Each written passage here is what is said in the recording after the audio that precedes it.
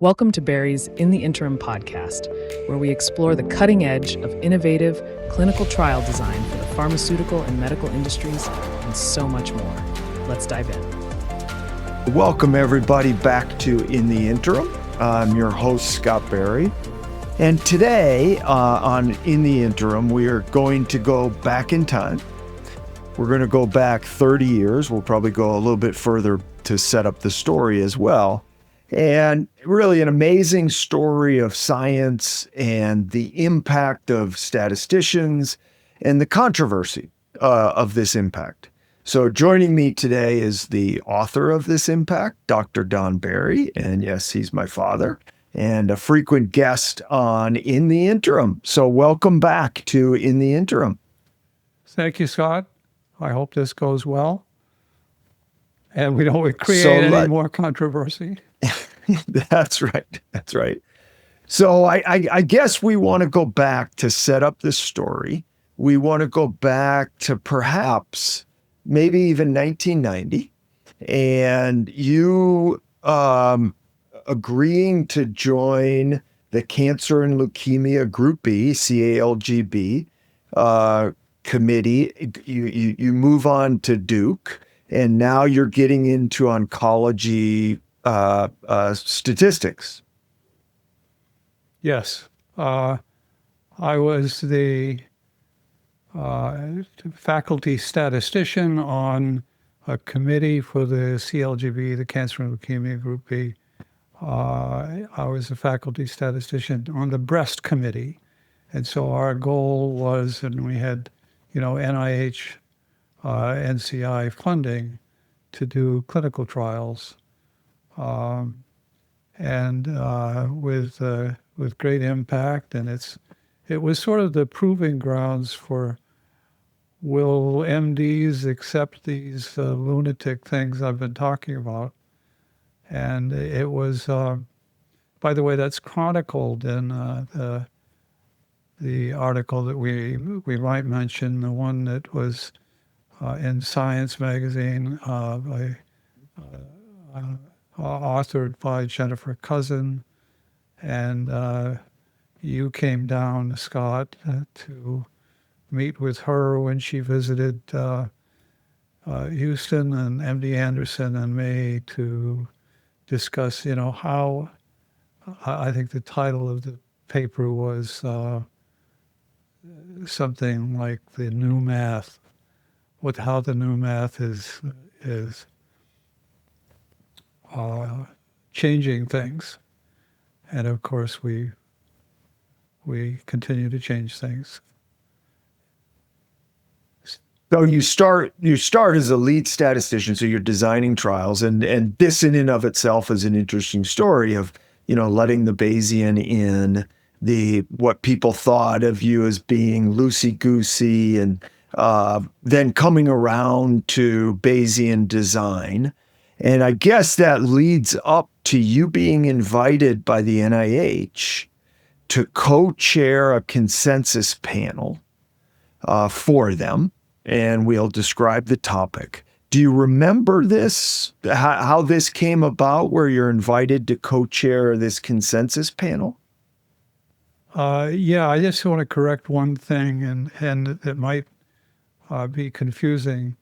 When I was at the CLGB, you're right. Eventually, we came to Bayesian, but it was far from an easy thing. And I became a frequentist. I mean, it was the only way I could get by.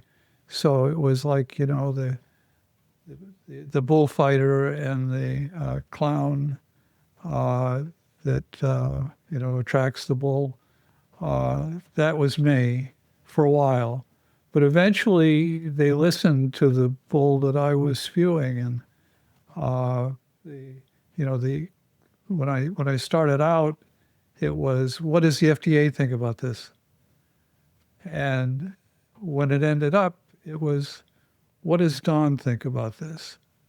So it was, and that was at least a decade in total. So you start this in 1990. You start this, and so you you play this role of standard statistician. You're not rocking the boat and all of that. But by say 1997, when you're asked to do this consensus panel, there's a great deal of trust and understanding in your knowledge in breast cancer. This is a consensus panel on whether women in their 40s should have a mammogram. And so you're asked to co-chair this. Yeah, there are, I don't know whether there still are, but at the time, there were these consensus development conferences, that's the official name, for various things in medicine. And anything that was important in medicine qualified as being one of the consensus development conferences. So, for example, they had one in DCIS, ductal carcinoma in situ. Is it a disease? I mean, is it a cancer? They had one, the only other one that I was on besides this, the women in their 40s, was ADHD and Ritalin and its use. And I mention that because it was not a consensus. I was the odd person out. There were MDs that were doing this, and they were on one side, I was on the other side. The only consensus we had was there was a problem. The use of Ritalin some places was over 50% in individual classrooms, and it's hard to imagine that there's that many bad things going on. Anyway, this was a consensus. We did develop a consensus. The chair was Leon Gordis, who was an epidemiologist at Johns Hopkins. There were radiologists, and the eventual document that we produced and the eventual announcement that we made at this conference was a 2-day thing in Washington and Bethesda. And the first day, there were presentations from people who had done studies, screening studies, the PIs, many from Sweden. Sweden was a major player in this. And so they came over and presented their data. There were some data from other places as well, but Sweden was the kind of the domineering thing. And there really was a consensus, and they made us do that because they kept us in the room until like 3+ in the morning of the second day. So you didn't get much sleep, but we got a good bit done. So the consensus statement that comes out of that is that the panel concludes that the data currently available do not warrant a universal recommendation for mammography for all women in their 40s. Each woman should decide for herself whether to undergo mammography. Correct. And the paper that we published and the announcement, but that sounds pretty good. It sounds like, this may be appropriate for some women, and you should discuss and should learn, what is the benefit? What are the harms? By the way, the harms are clear. The benefits are not so clear, and that's what the major aspect of this development conference was what is the life extension? I mean, do we make women longer? Do we prolong the lives of women in their 40s if they start taking mammograms either?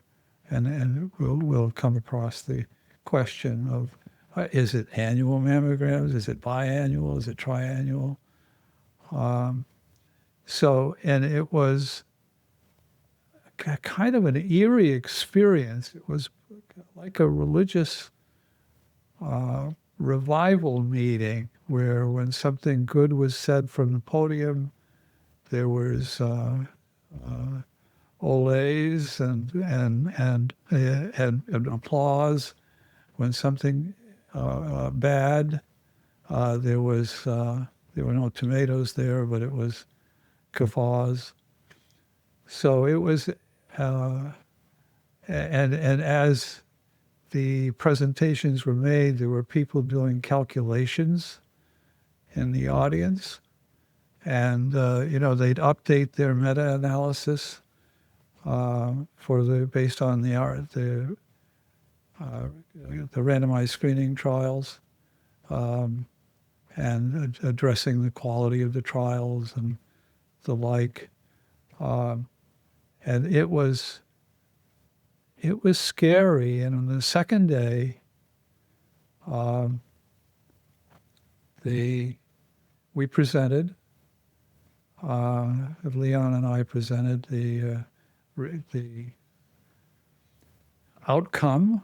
What was the consensus? What are the negatives of screening? What are the positives of screening? How well do we know them?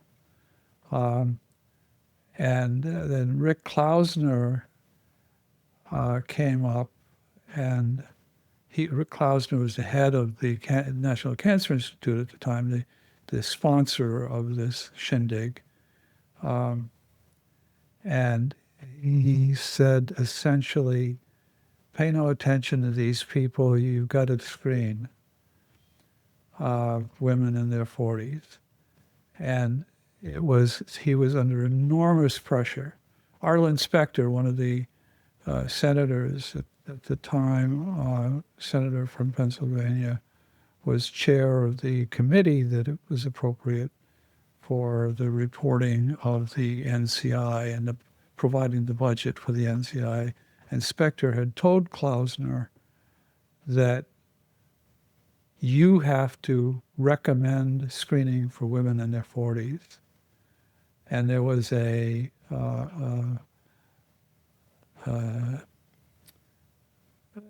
announcement made that the senators had voted on this question, and the document, it's kind of funny, a bit like the state legislature that approved a bill that said in that state, and I won't tell you which state, in that state, pi, P-I, the mathematical constant, is herewith going to be 3.14, because we don't want this complicated stuff. We want people to understand it. So what the statement said was essentially that screening will be appropriate and is good for women in their 40s. So it was a really weird experience. And during the course of this meeting, somewhere along the way, the people doing the meta-analysis as another trial was announced, got up to the microphone and said, "We now have statistical significance." And hurrah, yay, yay, yay, yay. And those of you that are statisticians know that that's a bit of a problem to do these interim analyses. And, when you get a positive result, you declare yay. So it was scary in lots of ways. So we'll come to the backlash a little bit and the fallout of all of this. So let's talk a little bit about the science of this. First, it seems like statistical problems in mammography or trials have huge number of challenges. The challenges in these trials are, of course, lead time bias. Imagine looking at data for those that are diagnosed from a mammogram as opposed to diagnosed in an alternative way, in a non-mammogram way. Those are different time points in the course of a cancer, and then looking at the behavior of those outcomes. There's a great deal of crossover in these trials. So the science of these trials and understanding, are mammograms, do they save lives? There are a number of challenging trials. Yeah, so what you're talking about, the trials that were considered by this committee, Consensus Development Committee, were only the randomized trials. And the randomized trials are not susceptible to this lead time bias or length bias. Length bias is even more important than lead time bias. Length bias is when you detect a tumor, you detect the tumor that is otherwise not detectable, or doesn't, symptoms haven't been observed yet. And you tend to detect the tumors, the incremental tumors that have a long sojourn time, that are slowly growing. And if they're slowly growing, they tend to be, the patient lives longer. And so if you don't do a randomization, if you have a database where you examine the patients and follow the patients, and then you ask the question, how is it detected? How is the tumor detected? If it's detected by screening, the patients live longer. I don't mean, a couple of weeks longer. I mean years longer because of these biases. And there are, and I don't exaggerate, there are thousands of studies that do this in various cancers that are published, and and journals don't understand it. I mean, some journals are getting to understand, but an article in radiology is not submitted to the strict statistical demands, and you see some stuff that's really questionable there, or in the journal Cancer, the same thing. So what you're talking about two things, Scott. One is the trials. The trials don't have this problem. But the basis for the bias out there are people now, radiologists, others in the medical community, who believe the result because it was in their database. They attribute the benefit to the screening, and they publish things, with 70% reduction in the risk of mortality if you screen. And it's like a religion, in this case, a false religion. Sure. Yeah. So you did have, during the course of this, there were a number of randomized trials where women are randomized to screening in their 40s or not screening in their 40s. And then you're looking going forward in that. This is not about method of detection. So you had some reasonable things. You were doing meta-analyses of these. You published in JNCI a meta-analysis of various studies. So part of this then becomes, while you're making this, is the size of any potential benefit, the uncertainty of, is there benefit? But you're also weighing, as you said, the downsides of mammograms, safety of them, downsides of false positives. This all goes into this eventual recommendation that the committee makes. Yeah, correct.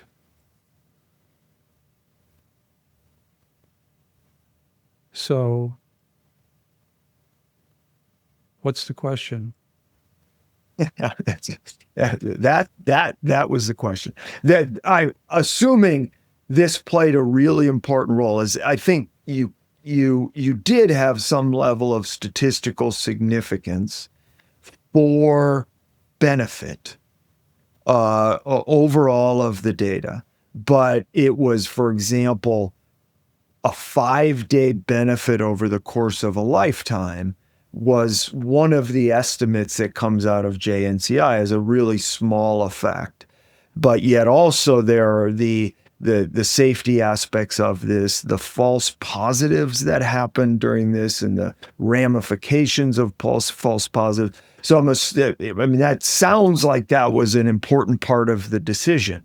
Yes, it was rather more complicated. The women in their 40s, for example, was a subset. In most of the trials, it was women that are 40 to 74 that were included in the trials. And so age had an effect. The different trials had different periods of screening. So some were 1 year, every year, annual screening. Some were every 2 years. Some were kind of a gamish of that.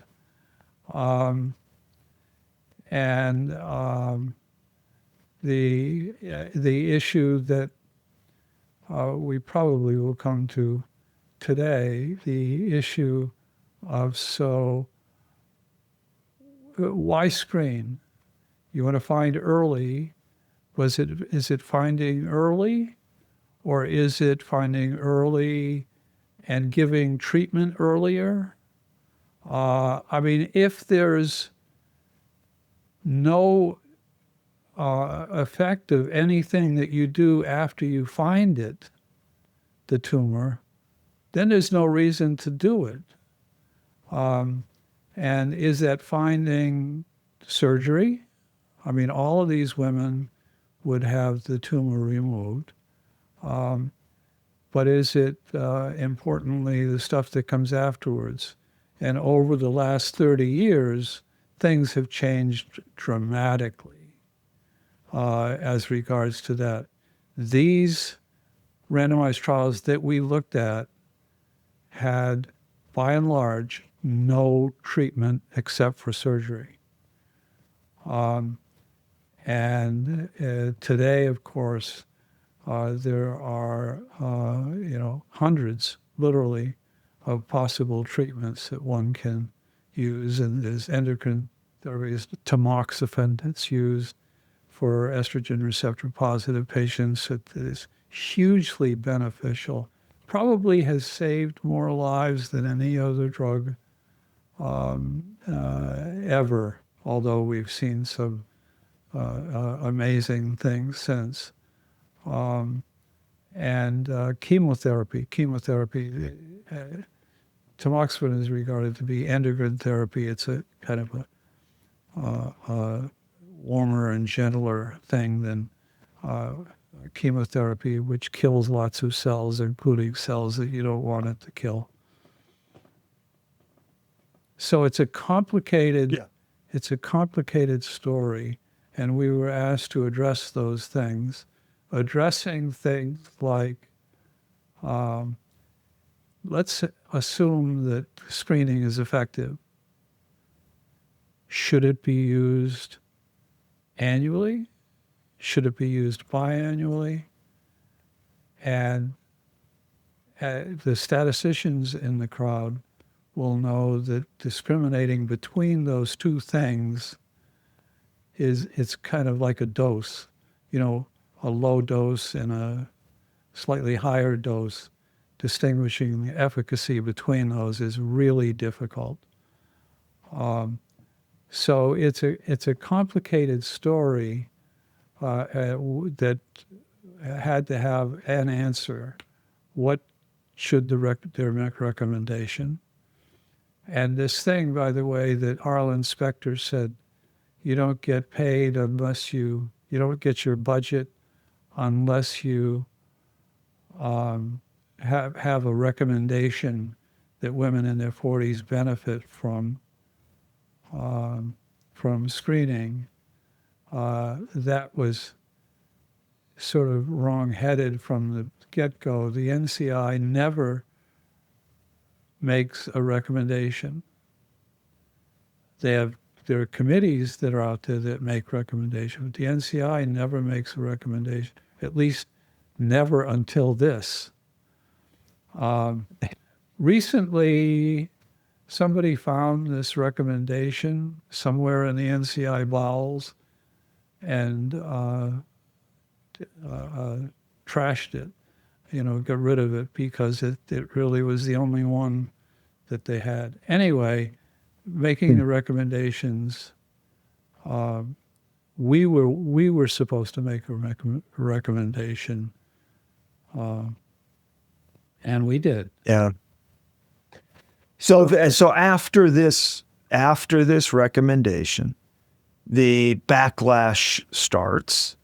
There's a number of reports in the media, and I think you said that you've been quoted in over 100 media sources about screening.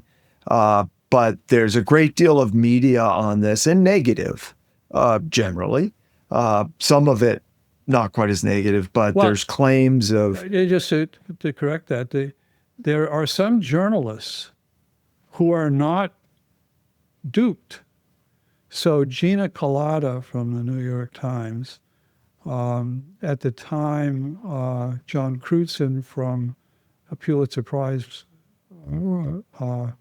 a person from the Chicago Tribune, Judy Perez from the Tribune, who are really into it. And Judy Perez, and they've written editorials for their newspapers that just lambast things like the journal Cancer, because it publishes this stuff. So it's the journalists are saying like it is. So for example, the New York Times had a headline after this conference that said that the panel got together to present the experts to present to the NCI audience, which was huge. And then they recommended mammograms. The people who were the players, like Rick Klausner, the NCI director. So they were reporting this stuff, and they used terms like the mammogram wars, and the mammogram wars were among the scientists, and explaining to the politicians, which is, as I think everybody knows, they listened to Will Rogers, who knew that they are not very scientific. So how do you convey this? And that was the next chapter in this. And for example, I mean, there's a committee going on today with the Senate investigating Tony Fauci. It was this committee, with different people in the committee, that wanted a meeting where the science would be discussed. And Wait, let's wait for the Senate for a minute, but because that happens a few years afterwards, actually, it seems. Yeah, but in the meantime, you get a great deal of backlash from radiologists. You do multiple duels where you're discussing, and it's really Don Barry against Copen's and the views of this. You receive death threats. You get potentially suing the committee, suing you. This gets quite heated. A great deal of passion that your committee got it wrong in all of this. Yes. One thing to fill in there. So I went to Europe at a conference. By the way, Dan Copen's, the person you mentioned, is a ardent radiologist in this that is somebody that is sort of the spokesperson, or was, for radiologists. And in 1 year, I forget which year it was, probably like the year 2000, he and I went toe-to-toe, head-to-head, in duels that were sponsored by national cooperative groups, for example, where it was advertised as Berry versus Copen's. I'm sorry, Dan, but I won all three. And the other, when I went to Europe, lots of people were there from Sweden for my talk. And when I came back, one of them had written a letter to people in the United States. Lots of politicians, lots of people from the Senate, lots of people from the administration. So for example, the director of the National Cancer Institute, the president of MD Anderson, my institution, saying it was disgusting. It was ad hominem attacks, things I'll tell you that almost all were false. I won't tell you any of them because it's embarrassing. In fact, I never quite finished the letter because it was so disgusting. My reaction, these were clearly personal things that I was a bad person. Anybody would think somebody like this is a bad person. And so I wrote a one-sentence note and sent back, and I said, I want to thank you for not sending this to my mother. Yeah. It was really, this wasn't Dan Copen's, by the way, that was writing it. Yeah. Okay, and part of the backdrop, part of the aspect about mammograms is there are a lot of women out there who have had a mammogram and have found cancer, and to this day believe that they're alive because of the mammogram.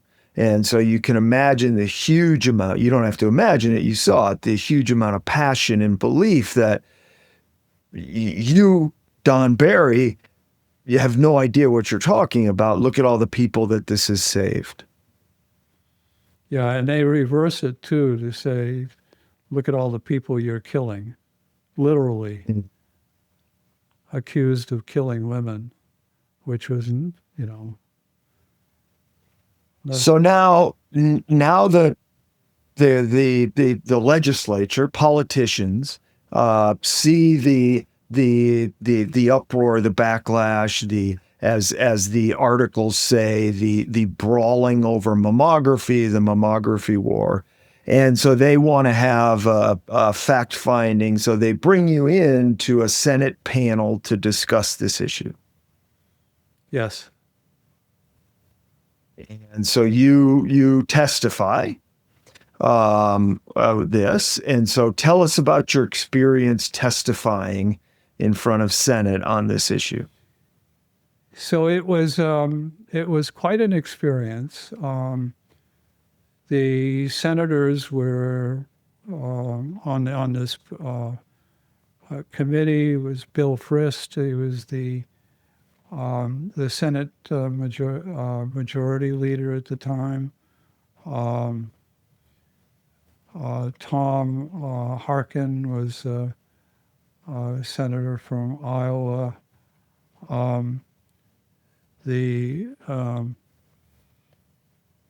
The people that were testifying were of course, Andy von Eschenbach, the director of the NCI, somebody from Cancer, the American Cancer Society, and me.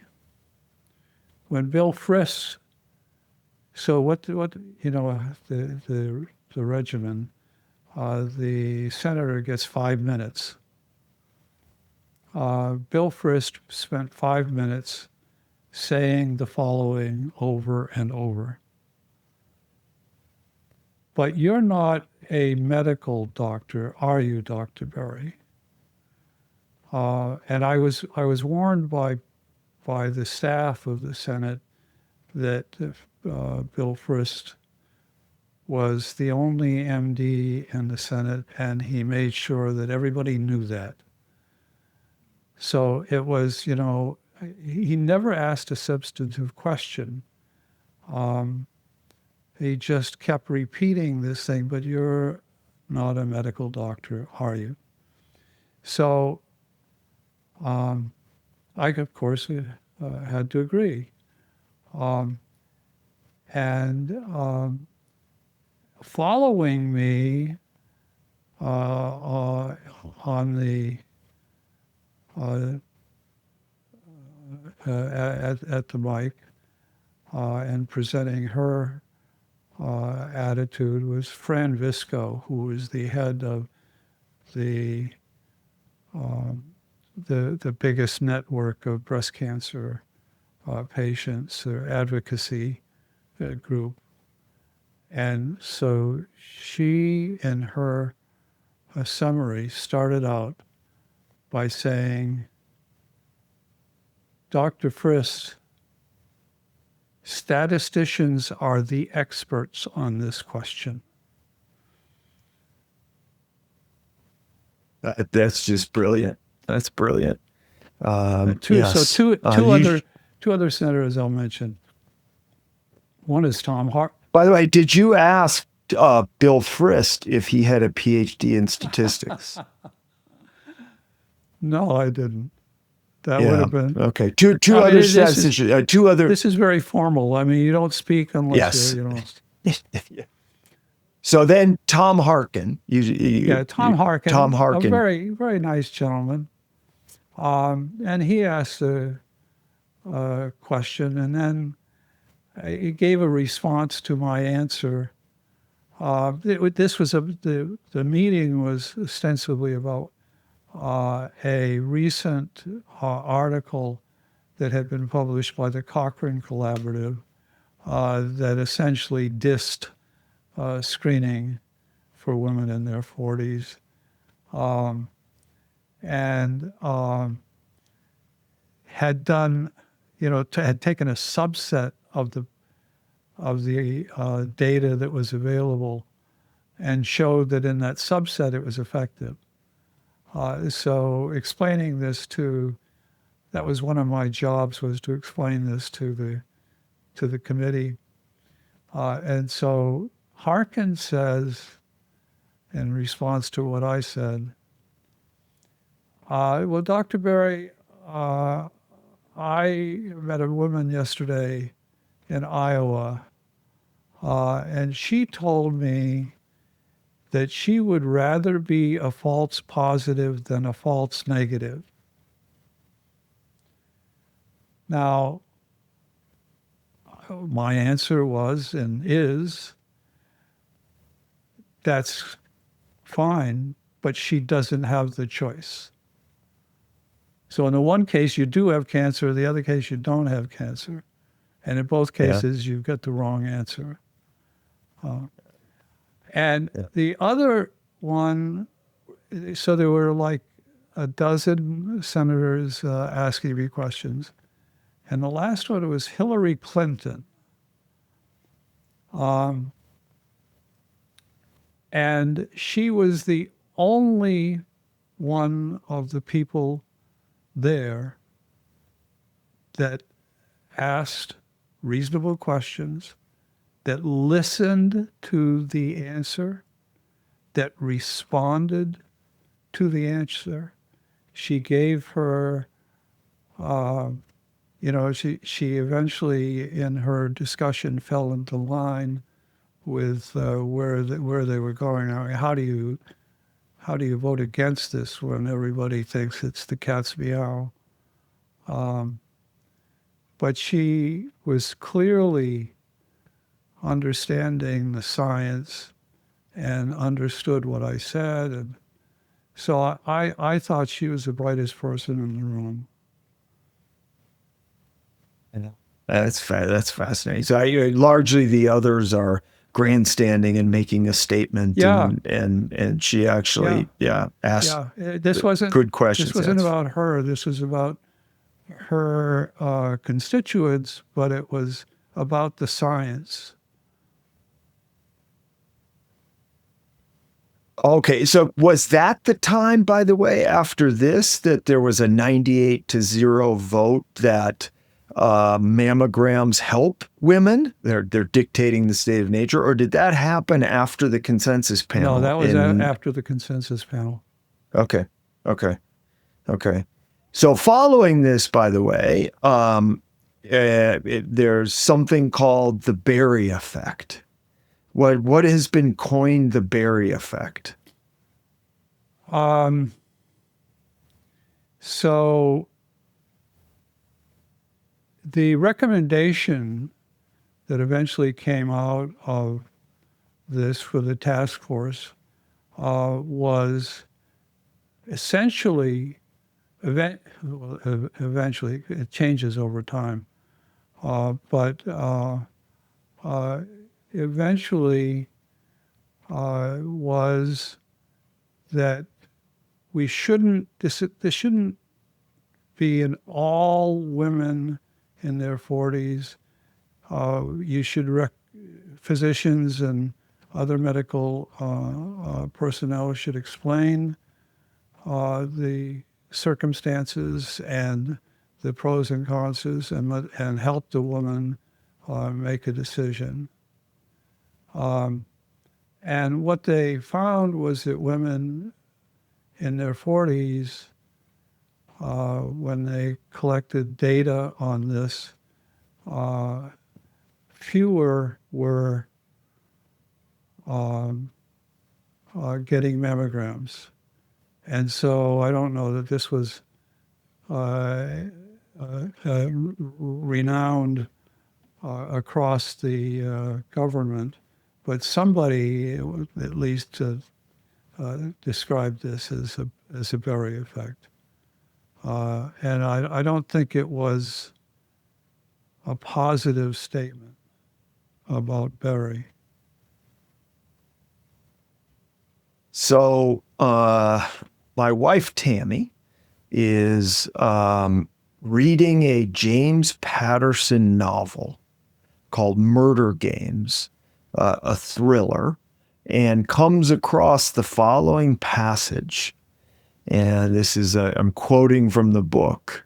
And they're talking about the individual here is Dr. Dylan Reinhardt, is a Yale undergrad, PhD in psychology, also from Yale, 3-year research fellow, University of Cambridge, then another PhD, this time from MIT in statistics with a focus on Bayesian statistics. So, and then the lawyer here paused to look up and says, am I supposed to know what that is, Bayesian inference? And the response is Bayesian inference is why most women shouldn't have routine mammograms until they're 50. I said. So she comes across this rather sporadically. So even in a James Patterson novel, the Bayesian statistics was attributed to this decision for women and mammograms in their 40s. Yeah, so I assume it's the meta-analysis that I published and that you did the calculations for in the Journal of the National Cancer Institute, where I did a meta-analysis. Can you show that picture? The one figure that shows the. I should know how to show pictures. I don't. So I don't have the ability to show a picture. And most people are consuming this audio only. So that's your challenge here. Okay. So if you look at there's a meta-analysis that I did for these women in their 40s. There were, depends how you count, but there were like 5 sites in Sweden, 5 different clinical trials. And this is taking the subset of patients who were in their 40s, which were reported for the conference and for continued. It was a subset. There's 2 Canadian trials. One was for women in their 40s, the other women in their 50s. There was one trial from the United States. It's a HIP trial, the Health Insurance Plan of New York trial. There was one trial from UK.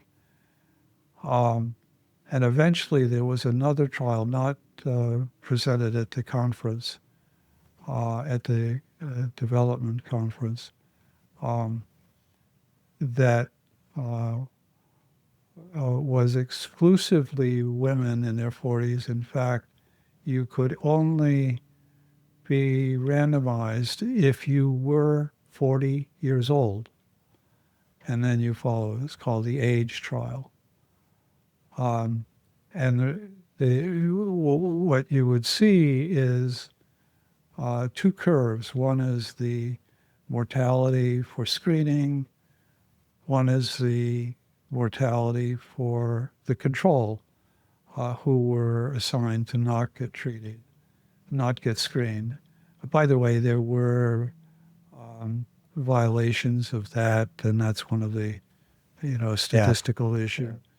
And if you take the area between those, which I did, you find there was the primary analysis was on the reduction of hazard of death, and it was 18%.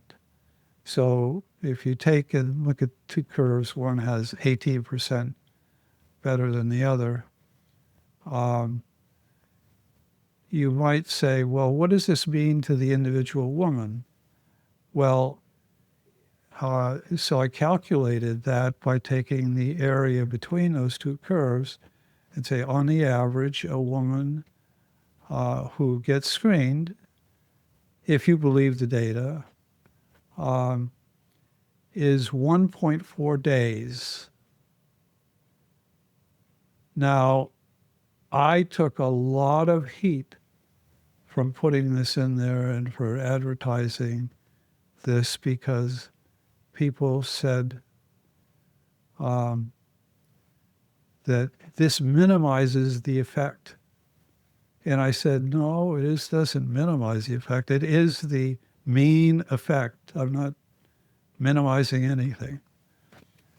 So then the question turns to, as Scott indicated, so what are the negatives? And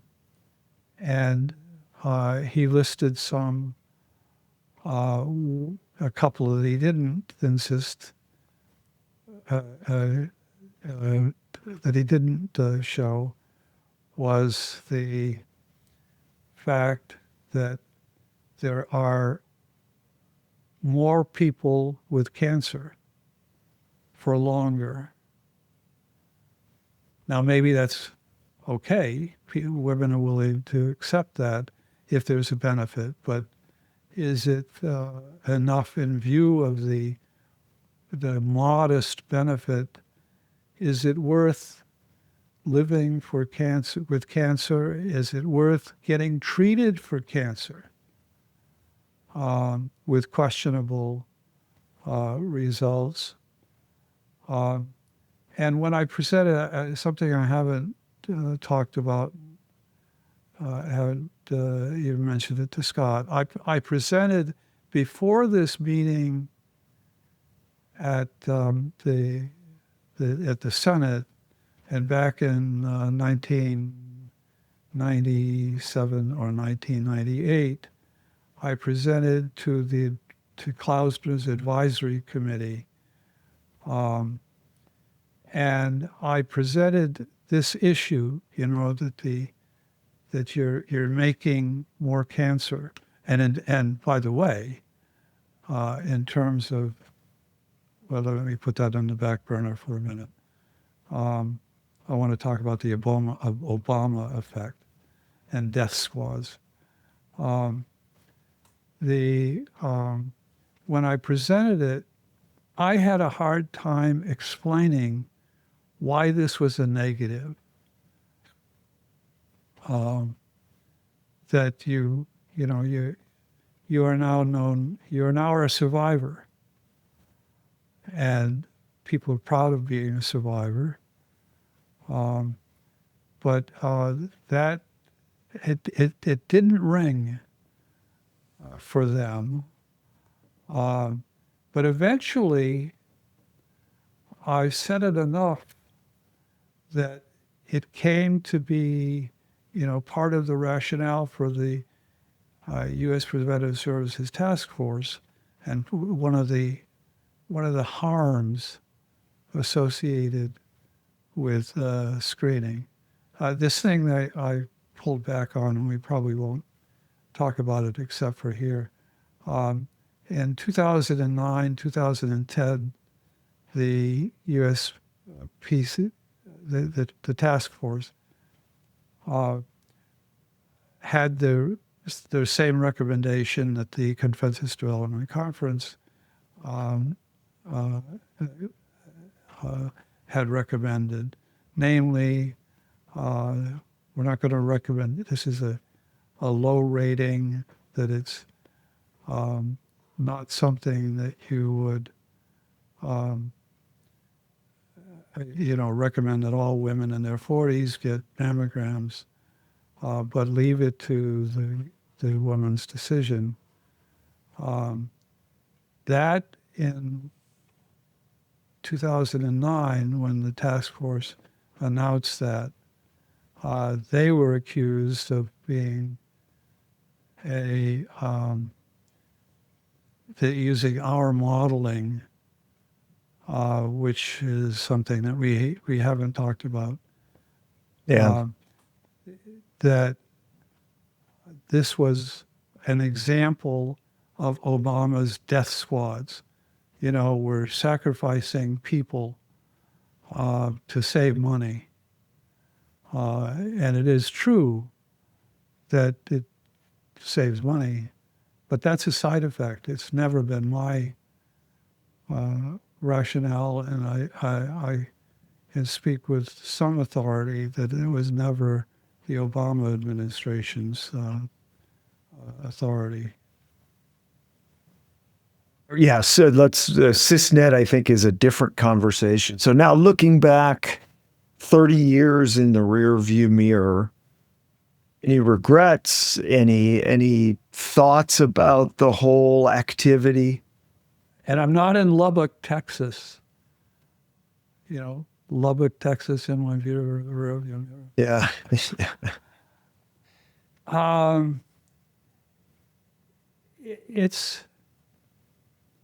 We mentioned this guy, Rick Klausner, again.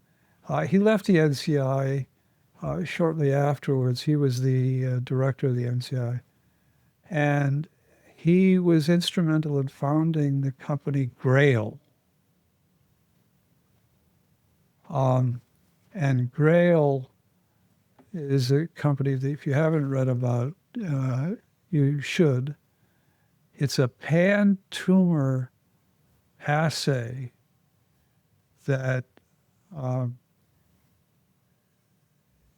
that detects any kind of cancer. So it does a test and says, you have, or you will shortly have, colon cancer, or breast cancer, or lung cancer, or, it would identify the cancer. And so he was advisor to Illumina, this mega computer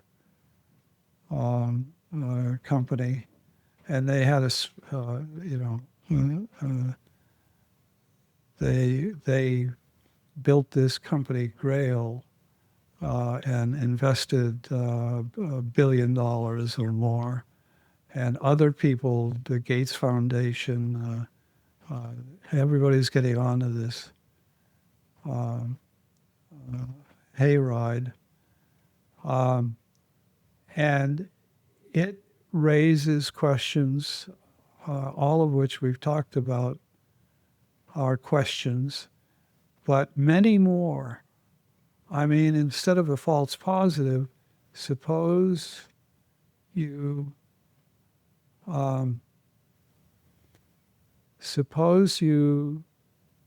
take the test and it says lung cancer, and you have cancer, but it's breast cancer. Is that a positive?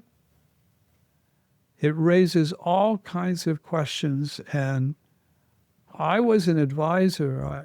Klausner asked me to be on the scientific advisory committee for this because he wanted a skeptic.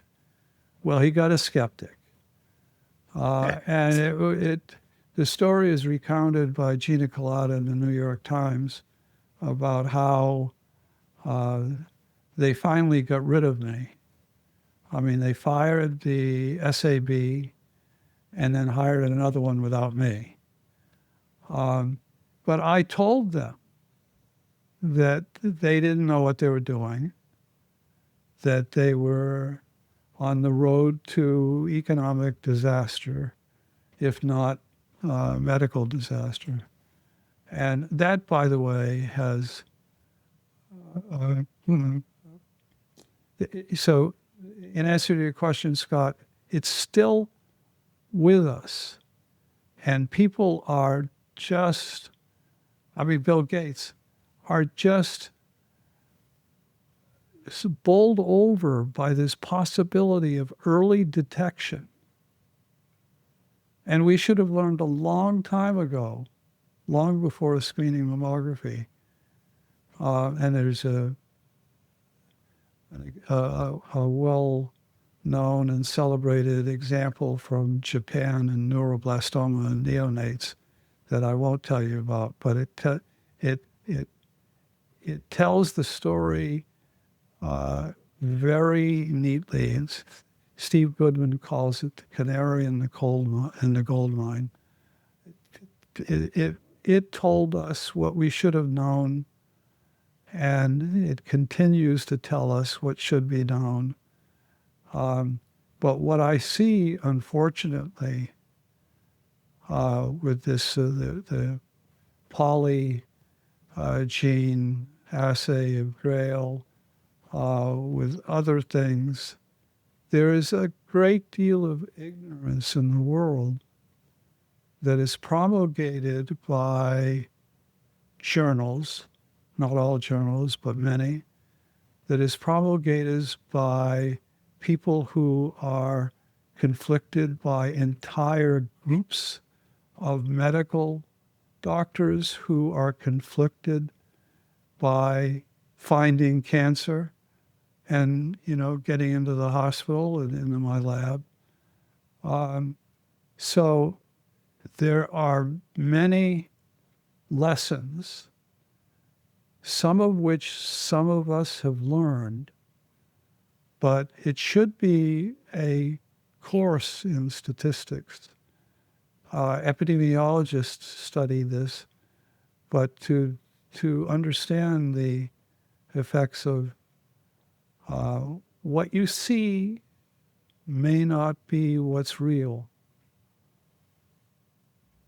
What you see is that screening, the screening group do well, but it's not because of screening, not necessarily because of screening. And it would be, there's no dearth of articles that, do I have time for a minute? Okay. So, Yep. We can do a minute. So there was an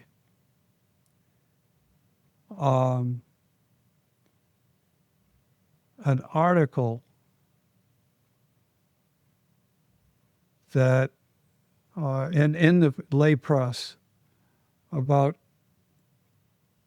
centers, cancer centers, that were advertising their cancer outcomes. And mine was one of them. Your institution My was institution advertising their was outcomes. one of them. And I argued with my institution, and I said, what you're doing is you're saying in non-small cell lung cancer that if you adjust for stage, you are succumbing to a well-known effect. It's called the Will Rogers effect. It is, you can be better stage by stage of disease than whatever control you have, even though in total it's worse. So this is a Simpson's paradox.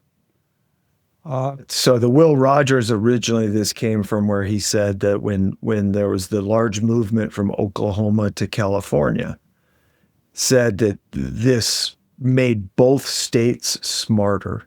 Yeah. Increase, when the Okies moved from Oklahoma to California, it increased the IQ of both states. And so, but by the way, I know with my Australian friends that they say this about New Zealand as well. So this has lots of names, this effect, which we refer to as the Will Rogers effect. Okay. So I tried to convince them to take down their ad that they had on their website for, stage by stage, we're better. And I happened to tell that to Gil Welch. Gil Welch is a person from Dartmouth who publishes, a brilliant guy who publishes on these kinds of things. And so I told him that I was arguing to take down this ad. And he said, don't. It's a wonderful piece of my class that I'm giving on this stuff. And I need junk like that to make a point. So maybe the Gil Welches of the world will have an effect. I didn't get them to take it down right away, but eventually they did.